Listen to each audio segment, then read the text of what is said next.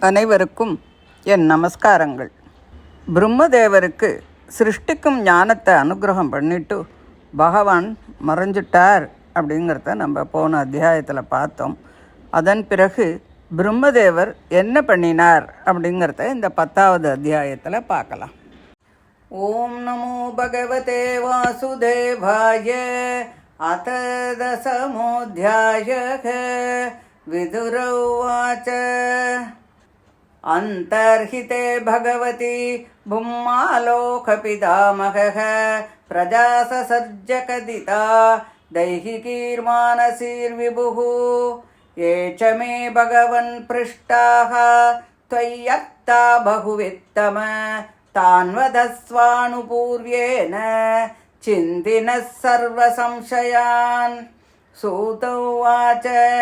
एवं सञ्चोदितस्तेन क्षत्राकौशारवो मुनिः प्रीतप्रत्याहतान् प्रश्नान् हृदि स्थान् अथ भार्गव. मैत्रेय उवाच. विरिञ्चोऽपि तथा चक्रे दिव्यं वर्षशतं तपः आत्मनि आत्मानमावेश्य यदाह भगवानजः तद्विलोक्याब्जसम्भूतो वायुना यदधिष्ठितः पद्मम् अम्बश्च तत्काल कृतवीर्येण कम्पितम्.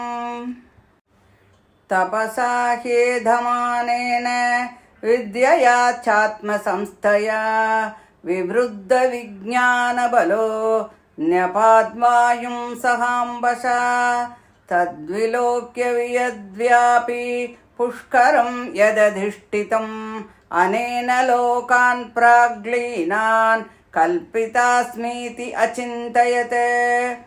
पद्मकोशं तदाविश्य भगवत्कर्मचोदितः एकं व्यभाङ्क्षिदुरुदा त्रिधा भाव्यं द्विसप्तदा. एतावाञ्जीवलोकस्य संस्थाभेदः समाहृतः धर्मस्य हि निमित्तस्य विपाकः परमेष्ट्यसौ. विदुर उवाच. यथार्थबहुरूपस्य हरेरद्भुतकर्मणः कालाख्यं लक्षणं ब्रह्मन् यथा वर्णयन प्रभो. मैत्रेय उवाच. गुणव्यतिकराकारो निर्विशेषो प्रतिष्ठितः पुरुषस्तदुपादानम् आत्मानं लीलया सृजते. विश्वं वै ब्रह्मतन्मात्रं संस्थितं विष्णुमायया ईश्वरेण परिच्छिन्नं कालेनाव्यक्तमूर्तिना. यथेदानीं तदाग्रे च पश्चात् अभ्येतदीदृशं सर्गो नवविधस्तस्य प्राकृतो वैकृतस्तु यः. कालद्रव्यगुणैरस्य त्रिविधप्रतिसङ्ग्रमः आद्यस्तु महतः सर्गो गुणवैषम्यमात्मनः. द्वितीयस्तु अहमो यत्र द्रव्यज्ञानक्रियोदयः भूतसर्गस्तृतीयस्तु तन्मात्रो द्रव्यशक्तिमान्. चतुर्थ इन्द्रियः सर्गो यस्तु ज्ञानक्रियात्मकः वैकारिको देवसर्गः पञ्चमो यन्मयं मनः. षष्ठस्तु तमसः सर्गो यस्तु अबुद्धिकृतप्रभो षडिमे प्राकृता सर्गा वैकृतानपि मे शृणु.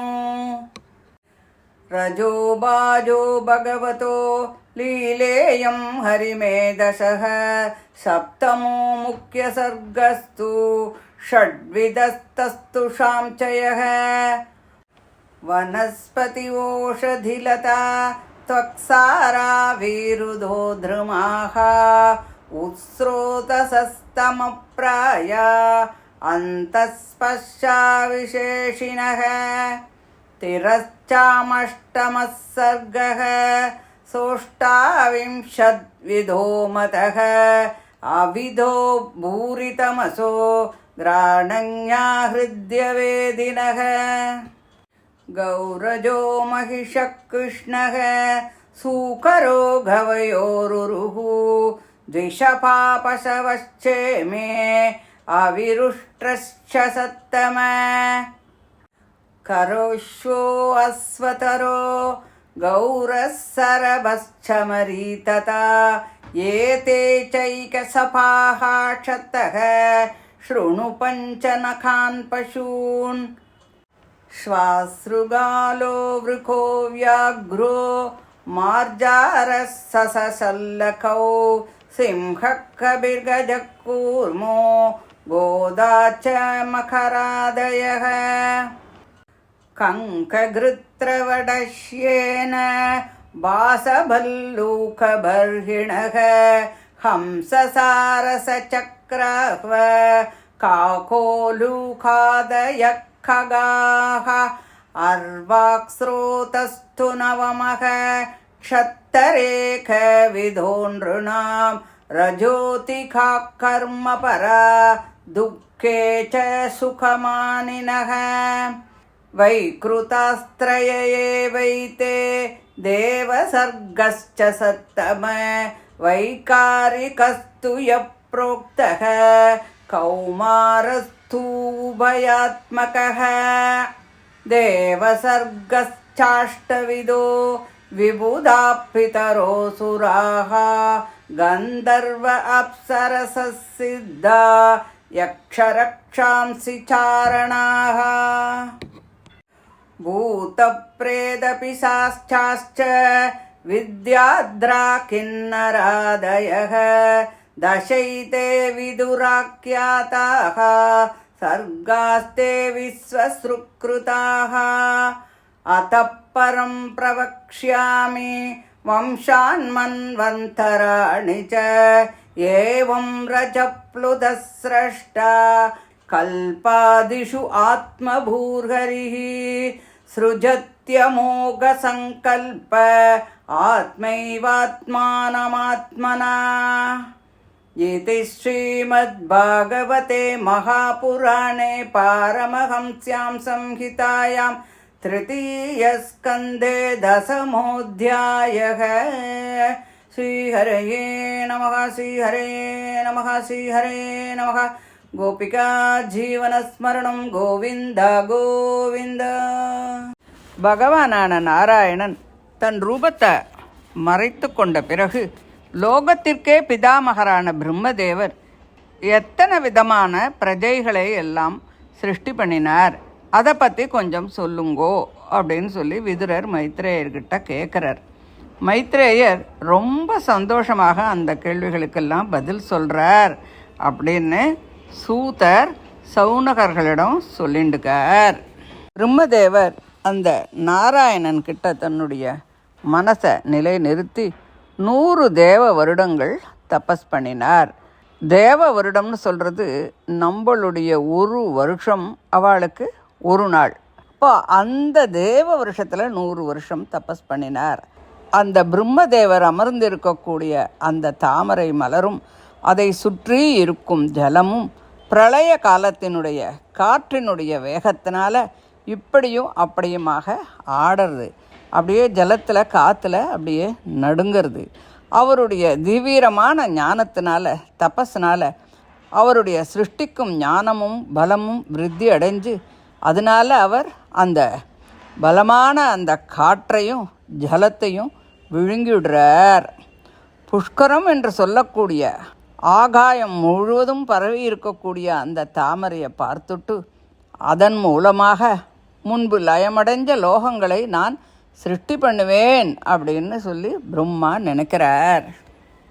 பகவானால் சிருஷ்டிக்கும் தொழிலை செய்ய அனுகிரகிக்கப்பட்ட அந்த பிரம்மதேவர் அந்த தாமரையினுடைய நடுபாகத்துக்குள்ள பிரவேசம் பண்ணி 14ஆக பிரிக்கக்கூடிய அந்த தாமரையை 3 உலகமாக பிரித்தார்.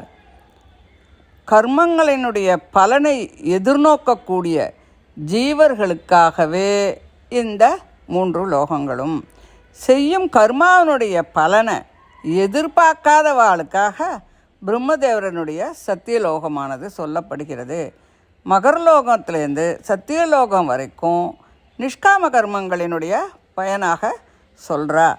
இந்த இடத்துல இருக்கிறவாளுக்கு, அதாவது இந்த மகர்லோகத்திலேருந்து சத்தியலோகம் வரை இருக்கிறவாளுக்கு 2 பரார்த்தம் வரைக்கும் அழிவு என்பது இல்லை.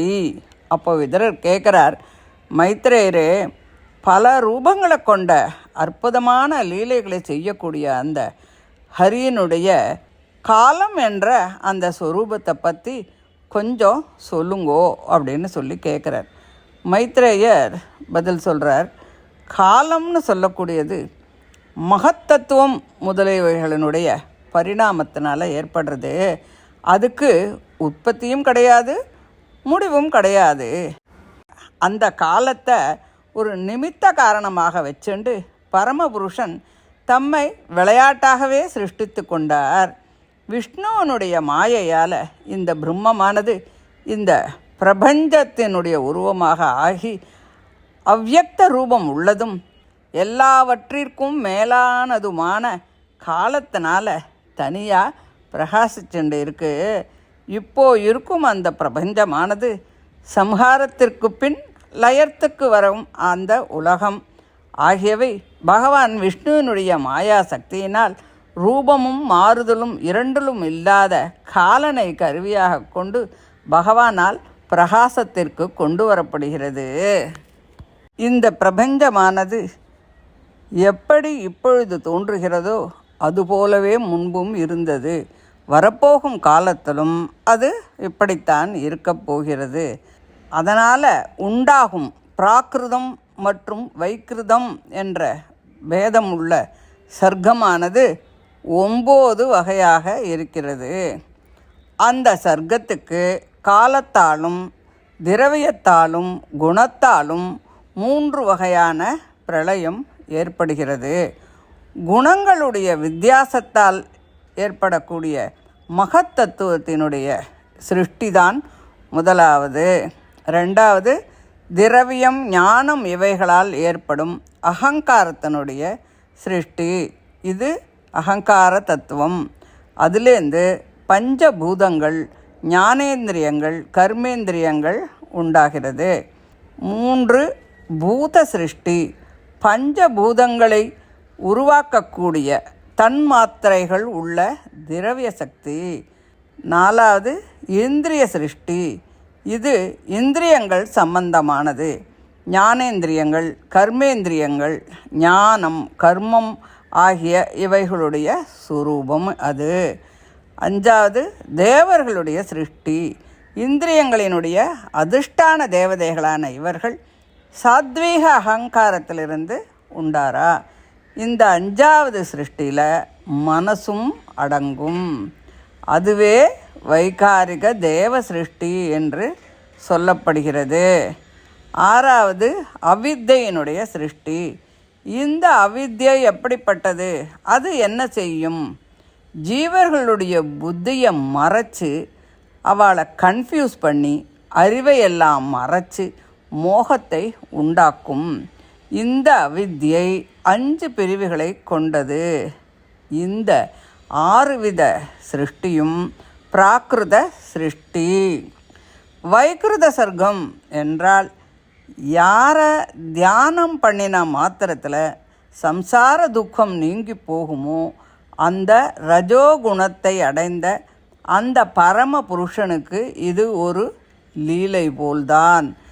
நம்முடைய மரண காலத்தில் புத்தியில் நினைச்ச மாத்திரத்தில் சம்சார துக்கத்திலிருந்து நம்மை விடுவிக்கக்கூடிய அந்த பரமாத்மா பிரம்ம ரூபமாக ரஜோகுணத்தை தான் ஏற்றுக்கொண்டு லீலையாகவே அனைத்தையும் சிருஷ்டி செய்கிறான்.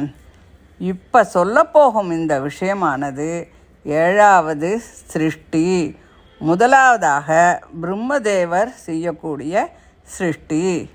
அது அசைவற்ற தாவரங்கள், செடி கொடிகள். இவை வைகிருத சிருஷ்டி. இந்த வைகிருத சிருஷ்டி 6 வகைப்பட்டது. 1 பூ இல்லாமல் காய்க்கும் மர வகைகள். ரெண்டாவது, பூத்து காய்ச்சி பழுத்த உடனே அந்த மரத்தினுடைய ஆயுசு அதோட முடிஞ்சு போயிடும், அந்த குரூப்பு ஒரு வகை. மூணாவது, உயர ஏறி படரக்கூடியவை. நாலாவது, மூங்கில் போன்ற மரங்கள். அஞ்சாவது, மேலே ஏற முடியாத தரையிலேயே படரக்கூடிய கொடி வகைகள். ஆறாவது, பூத்து காய்க்கக்கூடிய வகை. இவைகள் தன்னுடைய வேரிலிருந்து உணவை எடுத்துக்கிறது. இவைகளுக்கு அறிவு மிக மிக குறைவு, ஓரறிவு தான் உண்டு. உள்பக்கமாக தொடு உணர்ச்சியை அறியக்கூடியவை. இப்படி பலவிதமான வேறுபாடுகள் அவற்றிற்குள்ளே இருக்குது. எட்டாவது சிருஷ்டி குறுக்கே வளரக்கூடிய விலங்குகள். அந்த சிருஷ்டி 28 வகை இருக்குது அப்படின்னு சொல்கிறார். விலங்குகளுக்கு காலம், சமயம் இதெல்லாம் பற்றிய ஒரு நாலெட்ஜு அதுக்கு கிடையாது. அதுக்கு அஞ்ஞானந்தான் உண்டு. அதுக்கு என்ன தெரியும்? தன்னுடைய வயிற்றுக்கு தேவையான சாப்பாட்டை மட்டும்தான் தேட தெரியும். இதை போல் ஏதோ சில விஷயங்கள், எதை எதிர்த்தா மாதிரி ஒருத்தர் அடிக்கிறதுக்கு வந்தால் அப்படி கொஞ்சம் இது பண்ணிக்கும், தன்னை ஏதான் கடிக்க வந்தால் நகரும், பசி வந்தால் கத்தும், இது போல் ஏதோ சில விஷயங்கள் தெரியும்.